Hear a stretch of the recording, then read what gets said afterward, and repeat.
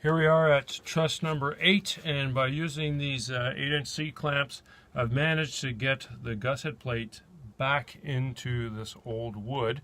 So it's now flush. It's actually starting to do its job. However, that's not going to last long term. So we're still going to finish our repair by sistering it with more 2x4, more 2x3, and then 24-inch by 16-inch plywood gusset plates, ½ an inch thick. Then it'll be nice and solid. But for right now, it's actually holding. So what I'm going to do is I'm going to leave these on to help me hold it, and I'm going to go back to this splice on the top cord and see if I can nudge it a little bit closer to being back into place.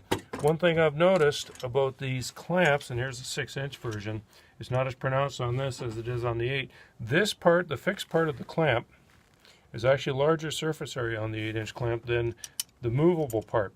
So if I'm trying to snug something up and I've got one side of the gusset plate is already seated and flat, I'll put the larger surface area on that so that I'm pushing with a smaller surface area, a small piece at a time, trying to gently push that, or not gently, forcefully push the gusset plate that's popped out back into place. So now I suspect that this connector plate down here is actually biting into the wood and is preventing this top cord splice from becoming even more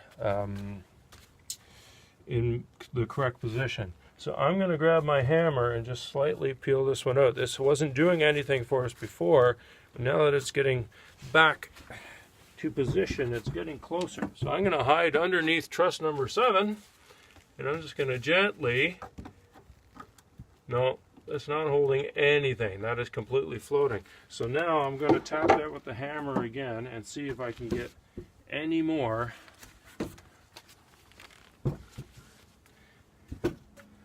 straightness out of that. And I'm going to hide under truss number 7 here.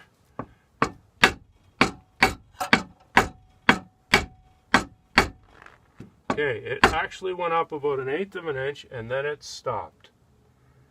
I have no idea what that means. I think that means we're done on that one.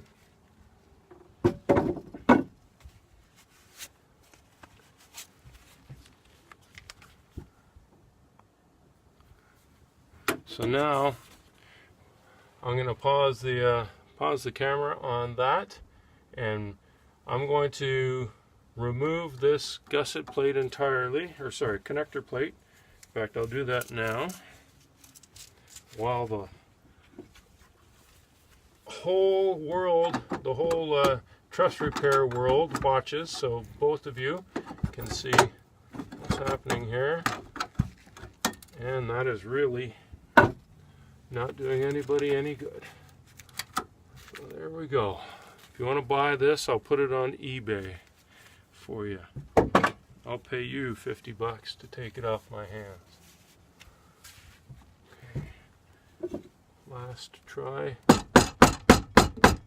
Nope, that's done. So I'm going to stop the video there, and then we're going to prepare to put the sistering 2x4s in place.